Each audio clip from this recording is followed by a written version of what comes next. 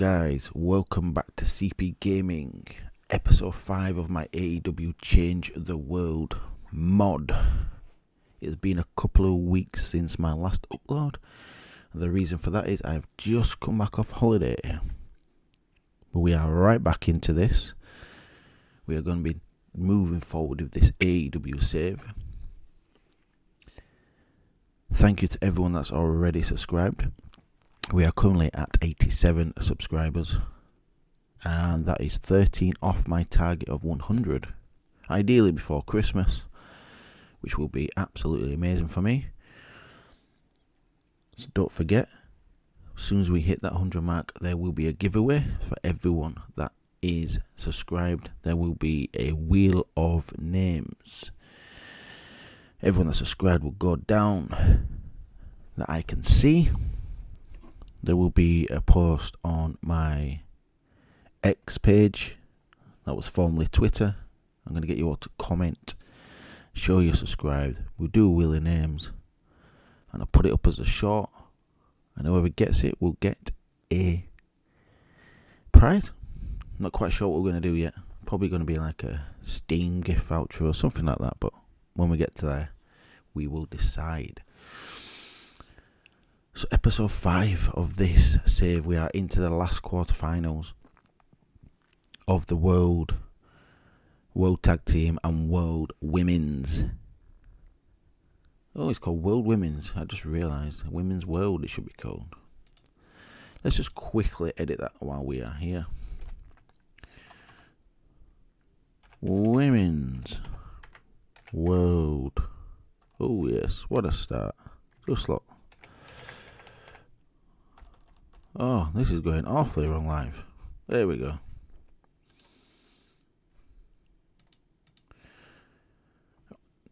Now this is a bit anal now. This is where I'm going to have to... Oh no.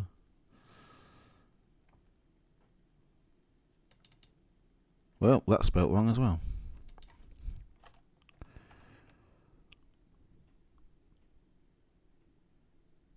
Tell you what, we'll do this off camera.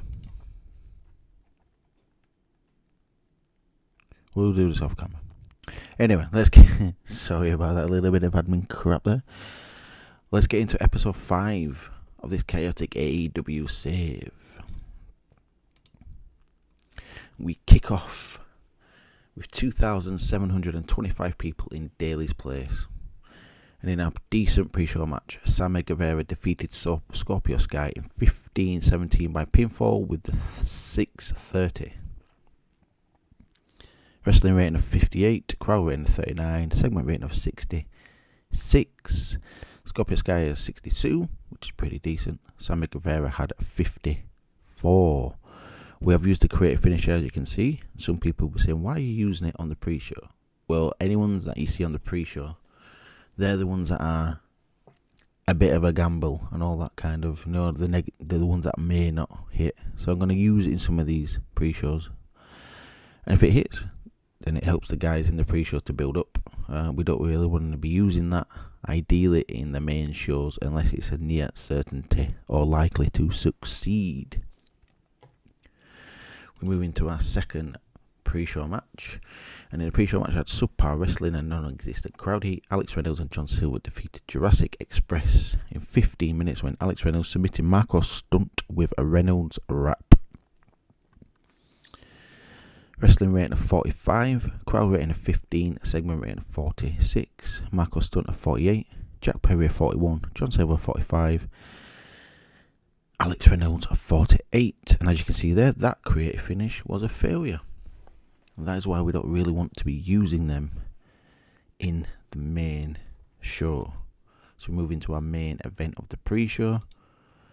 And in a poor pre-show match, Joey Ryan defeated Rocky Romero in 12 minutes by pinfall with a double underhook face buster. A wrestling rating of 46, crowd rating of 28, and a segment rating of 52. Rocky Romero had a 41, Joey Ryan a 52. That is the pre-show done and dusted. It's been one of the better pre-shows in some of them. So yeah, let's kick off AEW Dynamite episode 5. And straight in with a match. And it is the last quarter-final of the Women's World title. And in a bout that had subpar wrestling and little heat, Mia Yim defeated Britt Baker in 12 minutes by submission with a guillotine choke. This match was a part of the AEW Women's World title tournament. Wrestling rating of 43, crowd 26, and a segment rating of 47. The crowd was simmering. Britt Baker 33, Mia Yim a decent 54. She debuted a badass gimmick and it got an initial rating of awful, which is awful. And that creative finish was a success. Mia Yim moves forward to the semi-finals.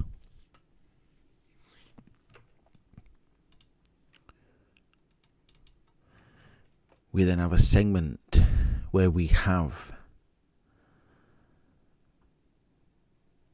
MJF backstage. He has his partner ready. Stood at the side of him is Dalton Castle. And he says, "Marty, look who I have beside me. Dalton freaking Castle. When you said get someone who I could rely on, there was only one man who came to mind. And it was this legend." Dalton Castle says, "You know what, Maxwell? Once I saw your number come up, I knew good times were ahead. Marty, it doesn't matter who you have as your partner tonight, because we will walk all over you and be victorious." Both have a manic laugh at the end and shake hands. I kind of see this as the Macho Man and the Hulk Hogan when they became the Mega Powers, the shaking the hand, the manic laughs. I believe these two would have that energy to get over the old school type of promos in the back. It's got a segment rating of 51. Dalton Castle did not do well without script to follow, but MJF clearly enjoyed going off script. So yeah, MJF and Dalton Castle will be facing Marty Scurll, and we will soon find out his tag team partner. We then move into another segment where we have a video package which shows Jake the Snake Roberts, who will be making an appearance next week and have a segment called The Snake Pit, and he will have a special guest. Jake Roberts has debuted his snake gimmick and it's got an initial rating of very good. 62 segment rating, that is decent. The debut next week of The Snake Pit, and who is the special guest? Let's have a quick look at that. That's nice, I like that. Marketable gimmick will sell more merchandise than usual, and it gives a large boost to Menace during angles. That's great because we could use him to use that Menace. So here we go on to the next segment, and in a match that has pretty decent here, just one of them matches that AEW do, like kind of a throwaway match, and in a match that had good wrestling and a decent reaction from the crowd, Bandido defeated Colt Cabana in 14:49 by submission. A wrestling rating of 69, crowd rating of 37, and a segment rating of 71. Wowzer. Both competitors had 69 in-ring performance, which is great. And it got the crowd hotter. Wow, these two guys cooked for this match. Bandido's on a bit of a roll. If we have a quick look while we are here. I can't look at him while we're here, so I just wanted to see what his win and loss ratio is, but I will have a look off camera. Yeah, decent match, 71 rating. Let's have a quick look at this dirt sheet. We haven't had a look at this yet. I don't tend to really look at it. The only penalised for very low experience on commentary. And Colt Cabana being in physical condition. A lot of bonuses there. That's good to know. We then move into another segment where we have Tommy Dreamer in the ring. And as you remember, he got beaten down very badly by Jake Hager. And Tommy Dreamer says, Jake Hager, you call yourself dangerous, yet you attack me from behind. I call you a coward. You are a failed star. That is what your problem is. You hating on others. So how about right now, right here, you and me, one-on-one, let's see how dangerous you really are. There's a brief pause before Jake Hager music plays. It looks like we have a match. 51 segment rating. Tommy Dreamer looked good. He worked the crowd, and the angle got the crowd even hotter. We are white hot right now. So we move into the match. And in a wild brawl that had decent reaction from the crowd, but terrible wrestling, Jake Hager defeated Tommy Dreamer in 9 minutes by pinfall with illegally using the ropes for leverage. So Jake Hager couldn't beat him down enough to get the win, so he uses the ropes. Wrestling rating of 37, crowd rating of 44, a segment rating of 44. Tommy Dreamer had a 34, Jake Hager a 39, which is quite disappointing, and they do not click, which doesn't bode well for this storyline. However, we will continue with it for now, because there is something I want to do with it. So yeah, not the best match we've had there, especially when Bandido and Colt Cabana tore the house down. After the match, Jake Hager continues his beatdown with Tommy Dreamer with weapons until he is finally stopped by security and the referees. 45 segment rating, so that segment got better than the wrestling rating, which is not good. But we move on and we learn. We then move into the last quarter final for the World Tag Team Championship Tournament. And both teams making their debut, and in a decent match, Lucha Brothers defeated the OGs in 13 minutes when Rey Fenix pinned Shawn Hernandez with a Legada del Phoenix. In terms of ring work, Rey Fenix was head and shoulders above everyone else. 62 wrestling rating, 47 crowd rating, and a 70 segment rating. Shawn Hernandez a 44 and Homicide a 50. Rey Fenix an 82. And Penta Alzado Miedo a 70. So the Lucha Brothers move forward to the semi-final. Homicide debuted his notorious 187 gimmick and got great. Hernandez got his badass gimmick, got very good. Penta got his Cielo Miedo, got very good. And Rey Fenix debuted his Mexican gimmick. Initial rating of adequate. Homicide and Shawn Hernandez showed excellent chemistry. Rey Fenix came out of this match looking good. Now, in my opinion, AEW dropped the ball with the Lucha Brothers. They could have been absolutely amazing in AEW, but they just dropped the ball. What's your thoughts on the Lucha Brothers in AEW? I think they could have had a better run.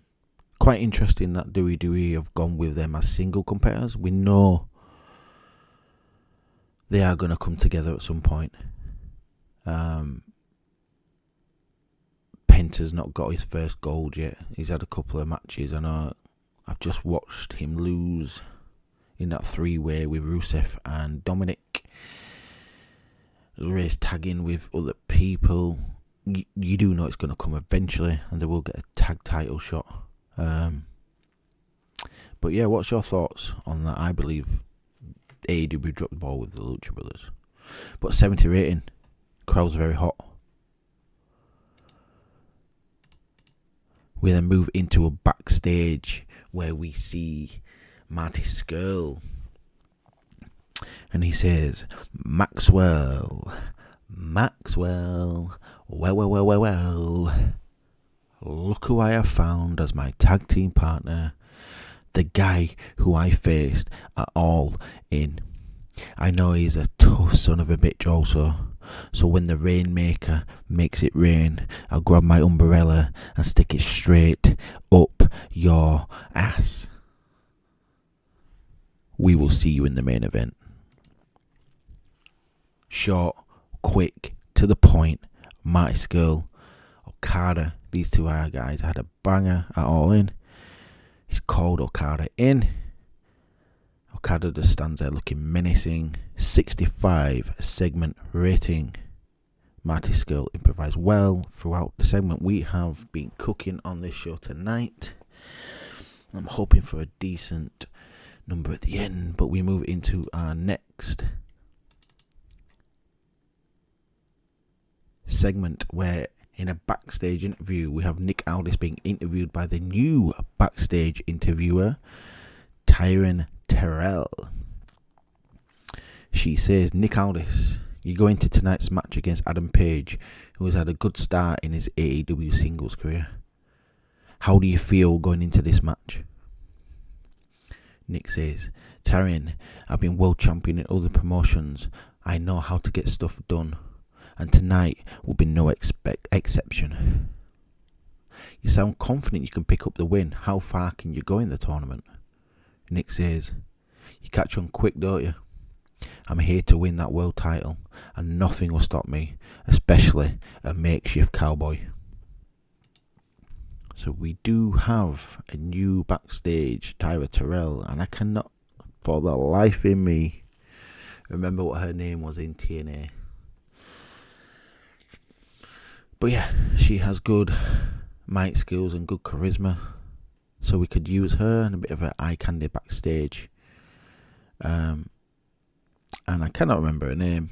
You guys will probably tell me in the comments, and it will twig. But a decent 60 segment rating. Nick Aldis struggled when going off script, so we'll have to remember that moving forward. We then have another match, and in a decent match, Brian Cage defeated Matt Cross in 12 minutes by pinfall with a pump handle facebuster. Matt Cross, who's been jumping between the main show and the pre-shows, he's been killing it in the pre-shows. We've given him a chance here tonight, and he's still not disappointed. He gets a decent rating as well. The wrestling rating got 57, the crowd rating of 42, a segment rating of 64. Brian Cage had an in-ring performance of 59. Matt Cross, he's 55, you know. He's deserving his shot. But where can we go from here with Matt Cross? Any thoughts in the comments? I do have something in mind for him, but let's see what your thoughts are. We then move into the final quarter-final of the world title. And in a decent match, Nick Aldis defeated Adam Page in 14 minutes by pinfall. During the match, we also had Brian Pillman Jr. distract the Hangman. Wrestling rating 57, crowd rating 46, segment rating 65. I was hoping for a better match than this, but Nick Aldis moves forward to the semi-finals. 58 for Adam Page, 55 for Nick Aldis. Brian Pillman Jr. distracting the Hangman. And after the match, Brian Pillman Jr. has lost the plot and he continues to attack Adam Page. The commentary team says they have to go to commercial. 38 segment rating.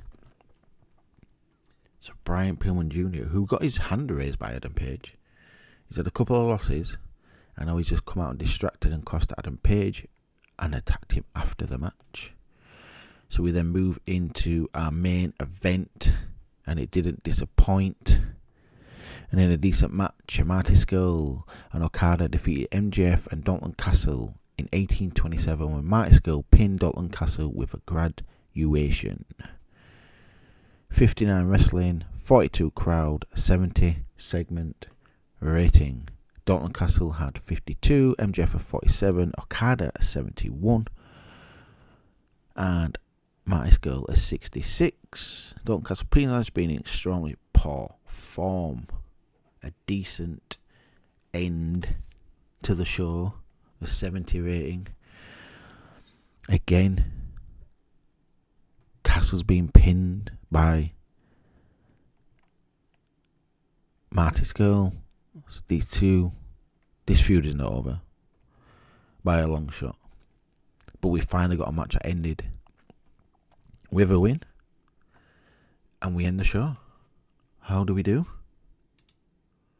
67 rating. Again, could have been better. Could have been worse. We've had some decent numbers in there. A lot of 65s, 60s in there. But it's increased our popularity in 15 regions. Now, this is where I usually end it. However, we will just quickly go through this and I will show you the brackets for the semi-finals. And we'll have a quick look at the previous shows, see where that fits in. So our financial report, we made £109,000, which puts us to 20.9. The popular recap, we have moved up in the Southeast and the Great Lakes to 62, which is great. And we do have a deal now in England, and we moved up to 21 in Southern England. And we don't have a media scrum. So, yeah, I kind of like looking at these as well, as we are going through it. It gives you a chance to maybe go have a look at someone that you would not normally look at. This guy, unfortunately, will not be one of them. But, yeah, I picked up another signee who I picked up by looking at his stats on this. So, let's have a quick look at the news, shall we? Nothing exciting, really. Feedback from the viewers has been great. It's won a lot of praise. Nothing really. So what do we have? Sorry, we had a 67.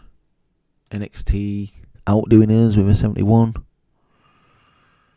Which is not good. Didn't have a better main event than us. It's that 82 with Triple H being in there that's done it. Lucha Underground got a 52. And there was one more I wanted to quickly look at. Ring of Honor, a 47. So yeah, we have done pretty decent. The White Rabbit. So a quick look. Killer Cross. So we're going to have a look at your stills. Yeah. Someone we could possibly bring in. And that is extended. But what I want to show you now is let's have a quick look in here. We will just go through these. A lot of people on one-time deals because they are signed to Ring of Honor, and I've been loaning them through. But if we I can't remember where it is. Here we go, tournaments. So we have our semi-finals, and for the women's world title, we have Tessa Blanchard versus Jordan Grace, and Rio versus Mia Yim. For the tag team, we have the Young Bucks versus the Briscoes, and the Gun Club versus Lucha Brothers. For the world heavyweight title, Kenny Omega versus Christopher Daniels, and Cody versus Nick Aldis. And then let's have a quick look at our shows. When I show history, All In at 81. First Dynamite at 70, which has been our best so far. Then a 65, then a 66, then a 67. And as you can see, the viewers are getting more. So yeah, we'll take that. We are building very slowly, but that's what you do. That first show was decent. 65, 66, 67. So yeah, guys, that is end of episode 5. Hopefully you enjoyed it. Please comment, like and subscribe. Let me hear your thoughts down there. Until next time, guys, I've been CP Gaming.